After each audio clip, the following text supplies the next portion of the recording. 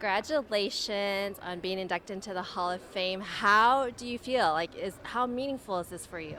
Well, this is like a life achievement that is something I never thought I'd ever have at this point in my life. It's really a wonderful privilege and honor to be accepted by such a prestigious peer group and to be accepted into some people that I've been looking up to for such an insane length of time in an industry I care about deeply. So it's one of the most meaningful things in my life. Well, you were telling everyone that was in the room that this is a journey. Yes. And oftentimes we look at something being successful as a destination, right? Yeah. You made it to the top, as right. you had alluded to in your talk. So tell me, how does someone process this? Because we often, let's say a speaker comes into the industry and says, come give me the secret formula, the secret sauce, and that's what I've been asking everyone tonight.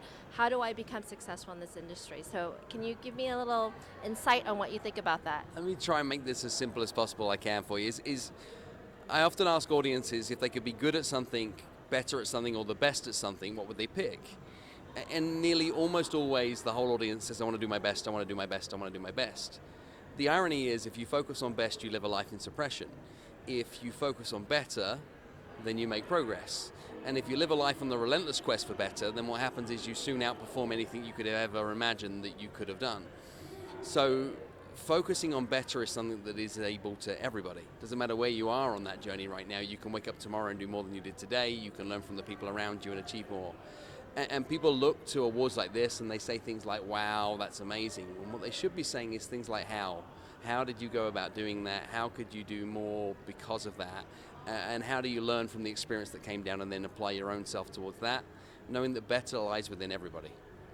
So as you were coming and learning the trade, was better always the thought process? Or because a lot of us that get into this industry, right, we have our self-doubts, we have that negative self-talk, we're comparing ourselves to everybody else. Did you have that moment?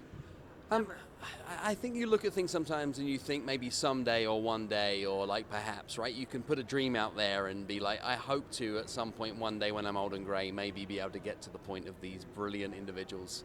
I don't think I always had that relentless quest for better knowingly, but was always open to learning, always giving consideration to who's around me that can then be able to apply wisdom.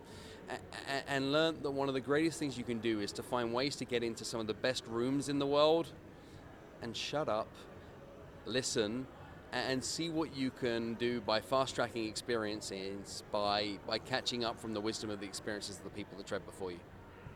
All right, my final question, where is this going to go? Oh man, I'm supposed to know that answer right now? So I'm between two houses right now, so we're trying to work out what's main home, whether it's New York or London, and it will be in one of my two offices, but it will be pride of place, it will be full of love, and I'll get all the people that love me to touch it, kiss it, and stroke it, and know how important it is. All right, well, congratulations, have a great night tonight, have fun. Thank you so much, thank you.